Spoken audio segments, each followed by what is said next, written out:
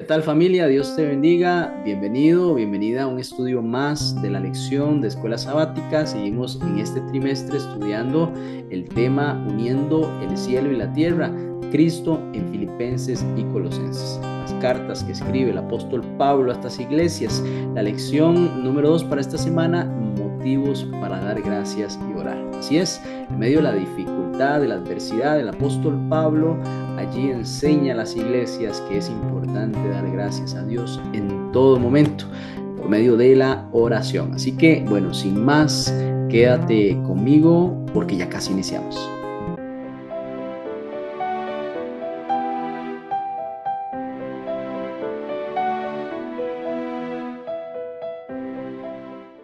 Bien, gracias por acompañarme. Iniciemos con una oración.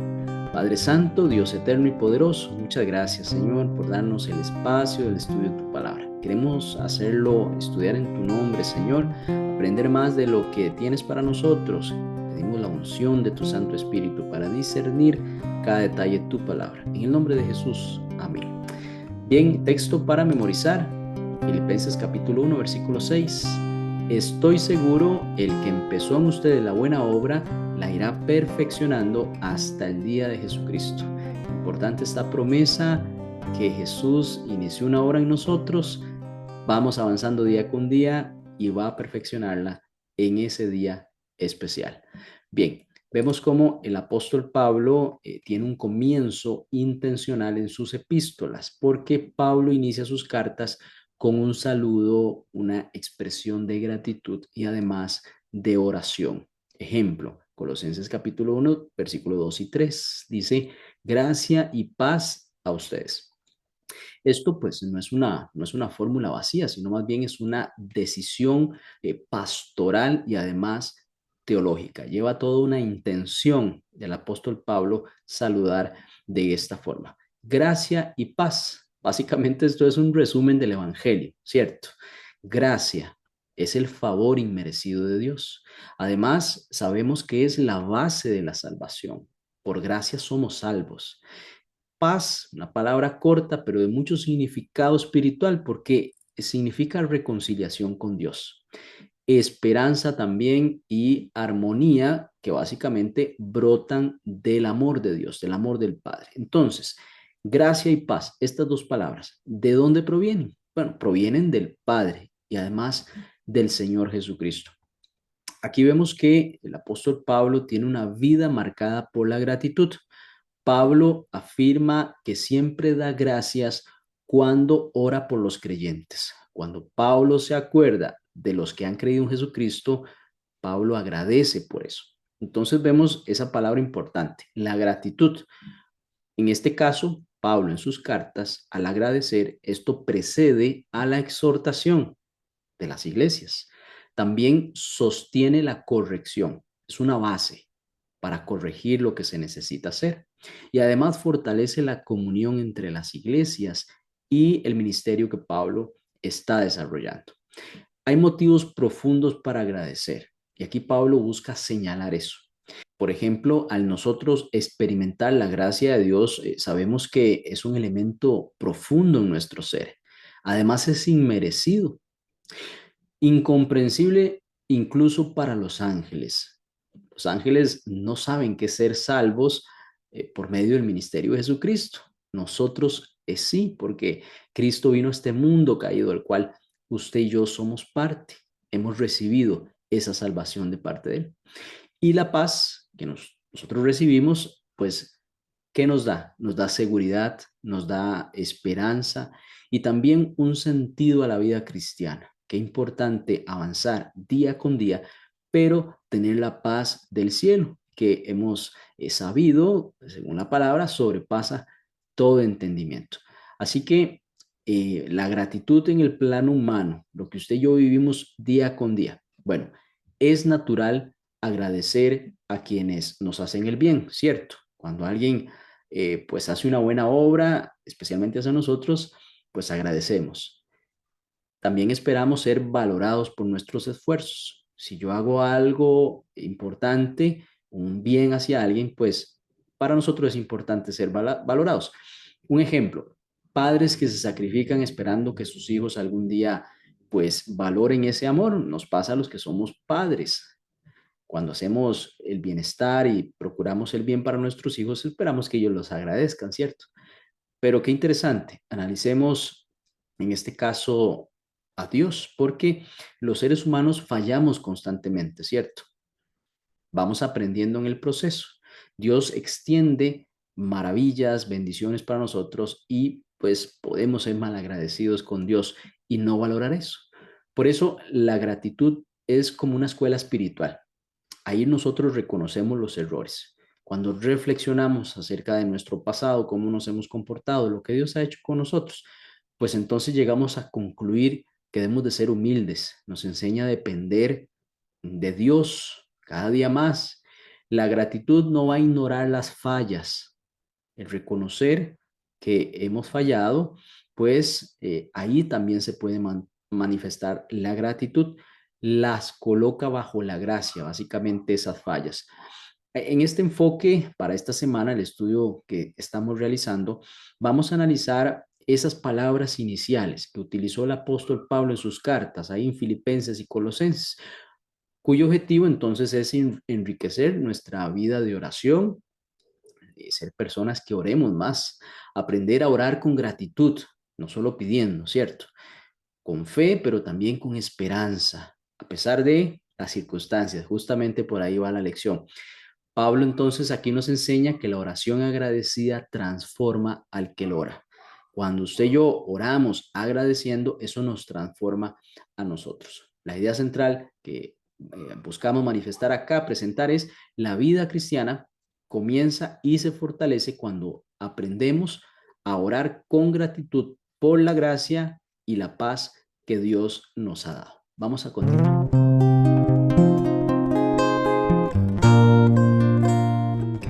Bien, analicemos la comunión en el Evangelio, la comunión que tenía Pablo con estas iglesias y los hermanos de estas iglesias. Filipenses capítulo 1, versículo 3 al 8, ahí está enfocada esta parte.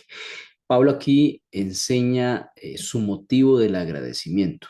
Y el motivo que tenía Pablo de agradecer es por la iglesia de Filipos, puntualmente, por esta iglesia que se había formado. Además, por cada recuerdo que tiene Pablo de ellos.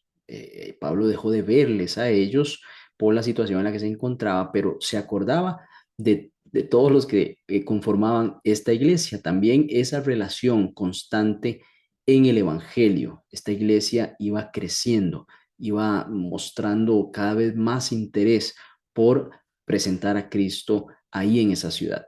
Aunque él estaba preso y lejos, los lleva a todos ellos en el corazón. Filipenses capítulo 1, versículo 7 al 8, así lo manifiesta. Vemos una comunión marcada por el afecto de Cristo. Esto es muy importante. Pablo anhela a los filipenses con el afecto entrañable de Jesucristo. Qué bonito esta expresión que utiliza Pablo. Esta oración básicamente refleja amor pastoral genuino. Pablo era un pastor para ellos. Y esta relación que tenían ellos deja entrever la intercesión continua de Cristo por su pueblo. Básicamente era una manifestación del amor de Cristo en esta experiencia que tenía Pablo con esta iglesia. Vemos aquí la imagen de un sumo sacerdote. ¿Por qué? En el Antiguo Testamento, el sumo sacerdote llevaba a las tribus en su corazón, en el pectoral. Éxodo capítulo 28, versículo 29, así lo muestra. Ahora, en el Nuevo Testamento, siendo Jesús ahora el sumo sacerdote en el santuario celestial, nos representa ante el Padre allí en el santuario del cielo. La comunión entonces aquí cristiana se sostiene por esta intercesión constante. Lo que hace Cristo en el santuario, siendo el sumo sacerdote ante su Padre, por nosotros básicamente es lo que nos sostiene.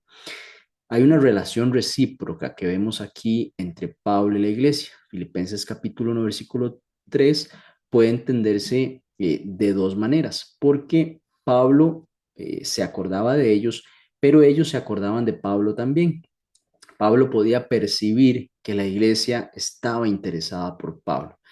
Ambas ideas básicamente resaltan una cercanía entre él y la iglesia y él, una reciprocidad, había un interés mutuo y también una comunión viva. Oraban unos por los otros. La iglesia oraba por Pablo y Pablo constantemente oraba por esta iglesia.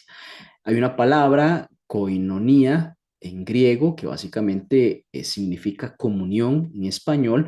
La comunión que vemos entre Pablo y la iglesia no fue solo emocional. Aquí vemos que ellos participaron en el evangelio, compartieron cargas y recursos. Por ejemplo, los filipenses participaron en los sufrimientos de Pablo. Apoyaron además económicamente el ministerio de Pablo, según Filipenses capítulo 4, versículos 14 al 15. Esta comunión entonces se mantuvo constante mientras Pablo estaba en esas circunstancias.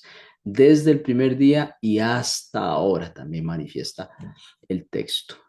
Vemos aquí que hay gozo también en medio de la dificultad, que es mucho el énfasis de esta lección, porque Pablo ora con gratitud y con gozo, según Filipenses capítulo 1, versículo 4. Su gozo aquí no depende de las circunstancias, porque si de las circunstancias fuera, pues pareciera que más bien habría tristeza, ¿cierto? Sino de la comunión en Cristo Jesús. Aquí radicaba el gozo de Pablo, básicamente fruto del Espíritu, ¿cierto?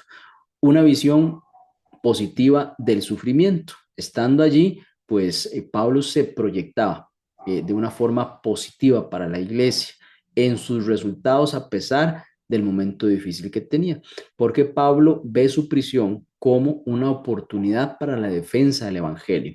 Ahí Pablo busca un propósito, un para qué de su situación. Hay una confirmación de su verdad, según Filipenses capítulo 1, versículo 7.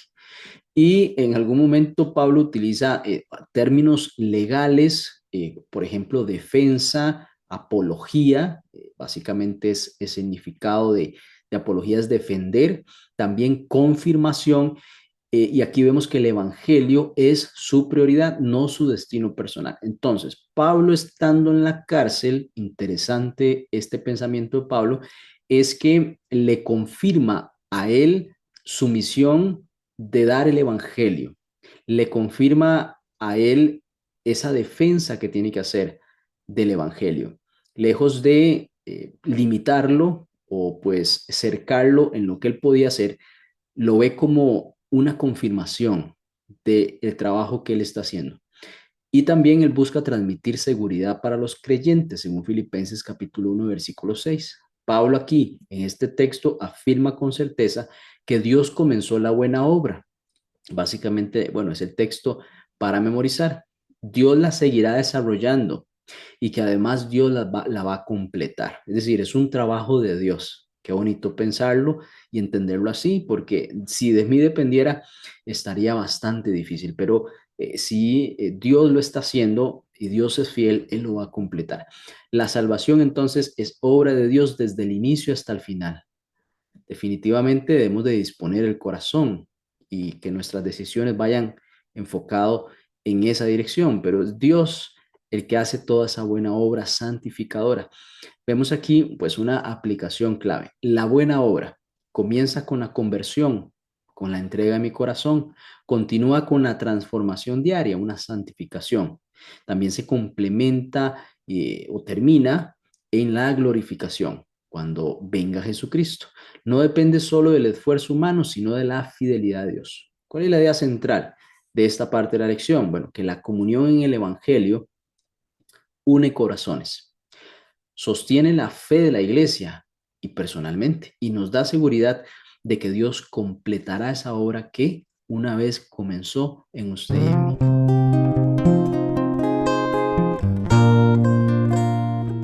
Bien, analicemos los pedidos de oración de Pablo. ¿Qué pedía Pablo? Bueno, aquí vemos una oración distinta, porque así, Pablo no ora centrado en necesidades personales, recordemos que él está en la cárcel, no pide por comodidad, tampoco circunstancias externas que le favorezcan, sino que la oración de Pablo está enfocada en el crecimiento espiritual de la iglesia. Esa es la prioridad que Pablo tiene en sus oraciones, en ese carácter cristiano que deben de tener los creyentes de estas iglesias, también la madurez colectiva del pueblo de Dios para poder enfrentar todo lo pues concerniente a la predicación del evangelio y las barreras que se iban a enfrentar.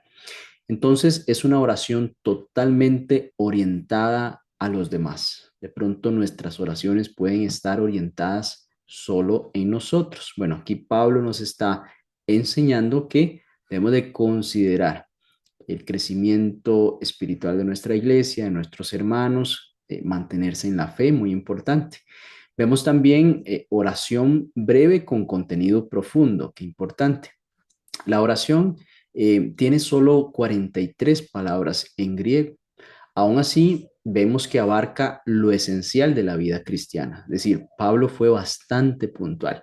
Esta oración de Pablo presenta amor, conocimiento, discernimiento, también sinceridad, irreprochabilidad, que puedan presentarse siendo irreprochables, justicia en Cristo. Qué oración más profunda la que pues Pablo nos muestra en Filipenses capítulo 1, versículos 9 al 11.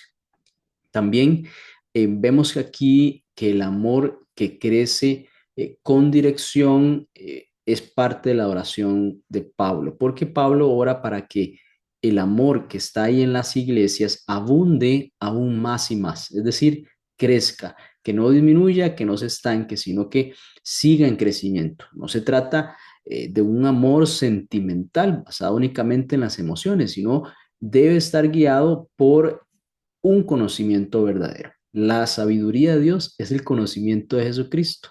Debe haber allí discernimiento espiritual para que estos creyentes, los miembros de la iglesia, vean en ojos espirituales lo que está sucediendo. Este conocimiento, pues, no es solo intelectual, no se trata de ese conocimiento académico, de ser más inteligentes, sino ser más sabios. Y definitivamente esto se adquiere mediante la comunión con Dios y su palabra, según Efesios capítulo 1, versículo 17. Ese discernimiento espiritual que ocupamos usted y yo, ¿cierto? ¿Qué significa discernir? Discernir, entender. Aquí Pablo hace énfasis en aprobar lo que es excelente, saber determinar lo que es excelente, rechazar lo que es malo, lo dañino, lo que pues nos hace daño, nos aparta de Dios, debemos de rechazarlo en su totalidad. ¿Cuál es el objetivo? Bueno, ser sinceros, vivir sin culpa y además ser irreprochables delante de Dios y de los demás, según Filipenses capítulo 1, versículo 10. Muy importante la sinceridad, muy importante quitarnos la culpa que solo Cristo puede quitarnos. Esa sinceridad, enfoquémonos ahí un momento. El término griego implica examinado a la luz del sol.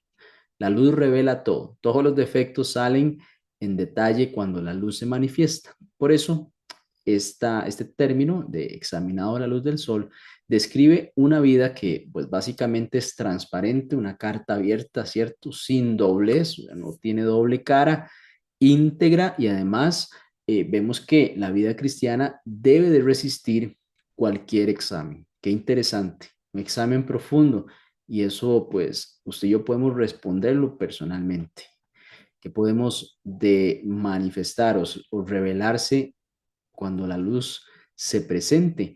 Y el término sin culpa, ¿qué podemos obtener de él? ¿Qué significa? Bueno, no ser piedra de tropiezo para otros. Esto es importante.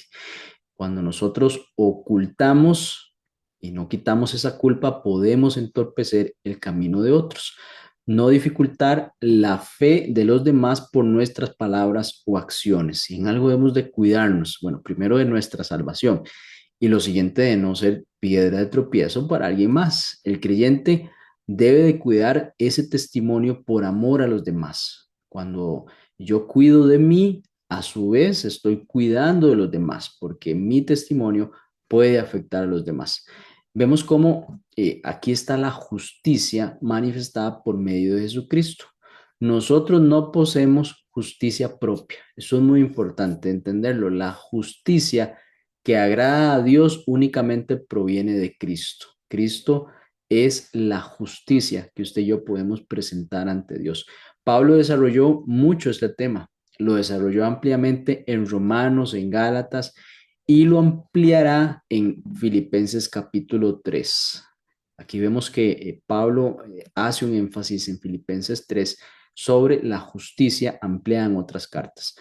Propósito final de la oración, ¿cuál es? Bueno, todo apunta a la gloria y la alabanza a Dios. Esta oración que hace Pablo, él busca exaltar, alabar a Dios por su misericordia, por su gracia, por la justicia de Cristo, por darnos paz, ¿cierto? La vida aquí vemos que transforma al creyente y esa vida que transforma al creyente pues honra a Dios, da testimonio del Evangelio. ¿Qué idea central podemos sacar de esta parte de la lección? La idea central que encontramos acá es que la oración cristiana madura no se centra en lo que queremos usted y yo solo de términos personales, sino en lo que Dios quiere formar en nosotros y en su iglesia, siendo nosotros parte de su iglesia. Cuando nosotros oramos por el crecimiento y el sostén de la iglesia, básicamente también estamos orando por nosotros, pero ahí están también nuestros hermanos.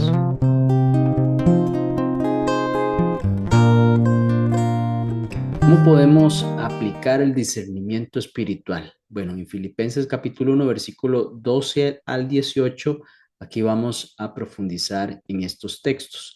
Hay una preocupación de la iglesia por Pablo. Los filipenses se angustiaron al saber que Pablo estaba encarcelado. Entonces ellos pensaron al inicio que su ministerio se vería limitado. Pablo era definitivamente un referente importante. El avance del evangelio se detendrían, era una posibilidad que ellos estaban viendo.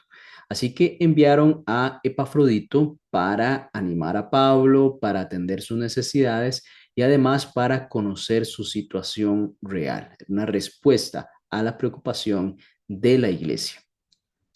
Aquí vemos una sorpresiva perspectiva de Pablo, porque Pablo no veía su prisión como un fracaso. Y aquí les estaba enseñando algo a la iglesia. Con discernimiento espiritual, aquí Pablo hace pues una declaración en Filipenses 1 y versículo 12. Su encarcelamiento contribuyó al progreso del evangelio. Aquí, lejos de haber estancado ese avance del mensaje que Pablo venía pregonando, más bien pues contribuyó. Donde otros entonces veían algunas barreras, cadenas, pues Pablo veía oportunidades misioneras. Qué impresionante. Así que el Evangelio desde esta perspectiva y este lugar alcanza nuevos espacios. Pablo no vio únicamente a guardias romanos, no los vio como carceleros, sino como personas a quienes él podía alcanzar. Pablo entendía el valor de cada persona. El evangelio aquí pues llegó a lugares donde Pablo nunca habría podido entrar libremente. Así que pues es interesante. Pablo por voluntad propia no iba a entrar a la cárcel. Sin embargo, de allí, estando Pablo encarcelado, el mensaje se propagó por otras partes que pues estando fuera no hubiese sido posible. Entonces, estas limitaciones humanas no detienen el propósito de Dios. Dios está al control. Así que estos barrotes, esta cárcel, este lugar, pues húmedo, con aspectos negativos, no iba a limitar a Dios en el mensaje que se iba a propagar. Vemos acá impacto en otros creyentes, porque este encarcelamiento de Pablo animó a muchos creyentes a predicar con mayor valentía. Y esto es un efecto de cuando es perseguido a alguien que da el mensaje de Cristo. Otros creyentes nacen y también se motivan a seguir predicando. Este ejemplo fortaleció básicamente la fe de otros. Hablaron con más libertad sin temor a las consecuencias, lejos de amedrentarse porque Pablo fue a la cárcel, pues tuvieron valentía de llevar el mensaje de Cristo. También hubieron reacciones incorrectas dentro de la iglesia, siendo los seres humanos complicados, ¿cierto? Algunos aprovecharon esta situación para buscar protagonismo, para promoverse a sí mismos y bajar a Pablo en esa referencia que tenía él. Esto pues te revela egoísmo espiritual, ¿cierto? También la realidad del corazón humano. Solo Dios conoce el corazón humano, ni nosotros mismos nos conocemos. Por eso estas reacciones en el ser humano de alguna forma son esperables, lamentablemente. Aquí vemos reacciones también correctas y fieles, personas que se mantuvieron firmes, porque otros obreros, lejos de esta actitud que vimos, acabamos de ver, se comprometieron aún más con el Evangelio. Este sufrimiento de Pablo profundizó su confianza en Cristo. Al manifestar Pablo que el Evangelio estaba siendo llevado a través de personas ahí en la cárcel, y Pablo con la certeza de que será la voluntad de Dios, entonces las personas confiaron en Cristo, en este mensaje, en que Dios estaba al control. Los impulsó a ir donde antes temían ir. Sembró esperanza, lejos de miedo, motivó a estas personas, estos creyentes, a seguir adelante. Los llevó a hablar donde antes callaban. Qué importante. Esta situación de Pablo, pues no fue negativa, fue más bien positiva para la iglesia. Vemos aquí un resultado final, a pesar de, pues, que hubieron motivos equivocados de algunos, su actitud ante esto, a pesar de las circunstancias adversas, Cristo fue anunciado. Qué importante. Y esa era la meta de Pablo, anunciar a Cristo. Esa es la meta suya y mía, anunciar a Cristo. A Cristo. Para Pablo, eso básicamente era lo esencial, según Filipenses capítulo 1, versículo 18. Vemos aquí una lección espiritual respecto al discernimiento. Ese discernimiento que nos da el Espíritu de Dios nos permite ver la mano de Dios en medio de la dificultad. Si lo vemos con ojos naturales, con ojos carnales, definitivamente pues no vemos más allá de esa celda, de esos barrotes, de ese problema que estamos atravesando. Si lo vemos con ojos espirituales, Dios puede transformar situaciones negativas en oportunidades redentoras, cumplir su propósito aun cuando usted y yo no lo entendemos. Por eso, si usted está atravesando una situación muy difícil, permítale a Dios que le muestre un propósito, ese para qué y no solo el por qué. Dios está al control de todas las cosas. Entréguele su problema y usted verá la mano de Dios actuando donde pues hoy quizá no está viendo usted el poder de Dios. La idea central de esta parte de la lección, bueno, ese discernimiento espiritual a nosotros nos permite ver oportunidades donde otros únicamente ven obstáculos, aspectos negativos. Y así eso nos permite a nosotros a confiar en Dios, que Dios está obrando en las circunstancias aún más difíciles.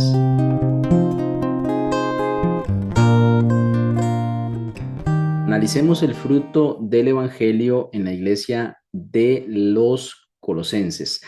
Vemos una relación distinta a la iglesia de los Filipenses, pero una misma gratitud, porque Pablo no fundó la iglesia de Colosas. Reconoce él que, pues, los que están en esa iglesia nunca los ha visto personalmente, a diferencia de los filipenses, según Colosenses capítulo 2, versículo 1. Aún así, Pablo afirma que siempre da gracias a Dios por ellos. Es el mismo agradecimiento. La comunión cristiana, vemos aquí entonces que no depende del contacto personal, sino del evangelio compartido. La iglesia adventista, por ejemplo, está en todo el mundo. Estamos agradecidos por esas iglesias que están en otros países, porque los hermanos de allí también comparten nuestra fe, aunque nunca los hemos visto. Bueno, aquí Pablo también menciona tres razones de su agradecimiento. Pablo agradece por tres virtudes fundamentales. La primera es fe en Cristo Jesús, es compartida, amor hacia todos los santos y también una esperanza reservada en el cielo. Estas tres virtudes aparecen juntas en otros escritos de Pablo. Es decir, Pablo agrupa estas tres virtudes y las nombra en otras cartas. Por ejemplo, en la carta a los Corintios, capítulo 13, versículo 13, y a los tesalonicenses, capítulo 1, versículo 3. Ahí menciona también Pablo esto. Y Pablo menciona estas virtudes como un don de Dios. Es decir, no viene de ellos, sino proviene como un regalo de Dios. Pablo no se atribuye estas virtudes a un mérito humano. Pablo da gracias a Dios porque son dones buenos y perfectos.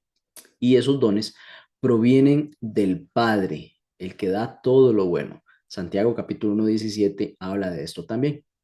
Así que el amor de Dios va a producir en nosotros fe en Cristo Jesús y además nos genera a nosotros una esperanza segura, algo que es certero para nosotros, algo que podemos creer y confiar, siendo que Dios es fiel. Esa esperanza cristiana no es incierta y tampoco es abstracta, es decir, es real y concreta, porque está guardada en el cielo.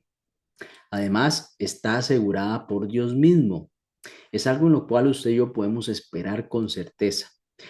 El apóstol Pedro la describe como incorruptible, incontaminada y además inmarcesible, según Primera de Pedro capítulo 1, versículo 4. Quiere decir que entre los apóstoles, Pedro y también Pablo tenían claro este concepto. El Evangelio también es palabra de verdad, es palabra viva y eficaz. Es palabra de verdad porque la palabra es Cristo. Pablo llama al Evangelio, llama, sí, Pablo llama al Evangelio palabra de verdad. No es palabra humana, es inspirada por Dios a hombres que escribieron el mensaje dado por el Espíritu de Dios, palabra inspirada por Dios mismo. Esta palabra va a actuar siempre eficazmente en quienes creen. El corazón ahí, el terreno, es fundamental para ese efecto en el ser humano, según Primera Tesalonicenses capítulo 2, versículo 13, eficazmente en quienes lo creen y cumple el propósito de Dios para cada persona. Básicamente traerlos a la redención, restablecer esa comunión, esa relación con Dios. El Evangelio siempre va a producir fruto. Por ejemplo, da vida espiritual, es decir, nos permite dimensionar una nueva forma de vida, nos permite agradecer por más cosas, nos permite entender mejor el propósito para nuestras vidas, produce transformación del corazón, un corazón duro a un corazón sensible y pues da frutos visibles a los creyentes, obras básicamente por recibir esa salvación. Es llamado entonces palabra de vida según Filipenses capítulo 2 versículo 16. El fruto no depende del mensajero, sino del poder de Dios. El mensajero pues lleva palabra, pero la palabra es la que convierte, inspirada y guiada por el Espíritu Santo. Vemos aquí una expansión asombrosa del Evangelio bajo esas virtudes que las iglesias tenían, creían y proclamaban, eran fieles a eso, pues en los próximos 30 años, después de la resurrección de Cristo, Pablo afirma que el Evangelio había sido extendido por todo el mundo, según Colosenses capítulo 1, versículo 6. Aquí, pues ayudaron factores humanos definitivamente, porque había una red de caminos romanos. Los romanos eran expertos en generar caminos para conquistar otras naciones, llevar sus ejércitos por esos caminos. Así que este tiempo en el cual el Evangelio se proclamó fue pues beneficiado el hecho que habían bastantes rutas disponibles. Había una circulación rápida de cartas también por estos caminos. Pero el factor decisivo definitivamente fue el poder de Dios actuando por medio del Espíritu Santo. Esa parte que de pronto algunos no entendían cómo Pablo estaba ahí en la cárcel, se iba a limitar todo, pero por el contrario se generaron otras vías por las cuales el Evangelio fue llevado. Además vemos una transformación que va a producir el Evangelio, porque este mensaje hace nacer de nuevo a las personas, un nuevo nacimiento. Ese es el milagro que se experimenta cuando se acepta a Cristo en el corazón, un nuevo nacimiento. Esto pues es incomprensible en contexto natural, sino esto trasciende en aspectos espirituales. Convierte a las personas en nuevas criaturas en Cristo. Lo viejo pues allá quedó y ahora una nueva criatura en Cristo Jesús. ¿Cuál es la idea central de esta parte de la lección? Bueno, El Evangelio produce fruto y produce fruto porque la palabra es semilla viva que crece y pues germina y da fruto, es poderosa y viene de parte de Dios. Hay fe, amor y esperanza. Esto no nacen del esfuerzo humano, sino de la obra del Espíritu Santo en quienes reciben esta verdad y la aplican en su vida.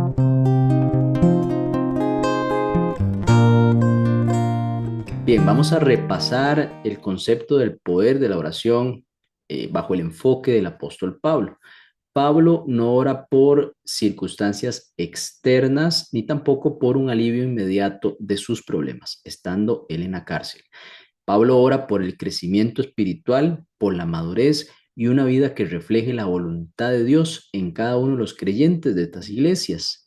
También él ora por ser llenos del conocimiento de la voluntad de Dios, llenos del cabal conocimiento. La sabiduría de Dios es el conocimiento de Jesucristo, conocer cada día mejor a Jesús. Este conocimiento básicamente se describe como sabiduría espiritual, inteligencia espiritual, discernimiento, mejor dicho. No es solo información, sino una comprensión que guía la vida. ¿Cómo debo de comportarme aún en circunstancias difíciles? Bien, ¿y cómo podemos conocer la voluntad de Dios? Definitivamente al estudio de la palabra de Dios, la Biblia, el espíritu de profecía, la providencia de Dios en cada una de diferentes situaciones, mostrando Dios su propósito y también la guía del Espíritu Santo. Dios dirige personalmente a quienes aprenden a escuchar su voz. Por eso es muy importante el consejo que nos da el apóstol, andar como es digno del Señor. Qué importante. Pablo ora para que los creyentes vivan de una manera que honre a Dios. Nadie es digno por sí mismo.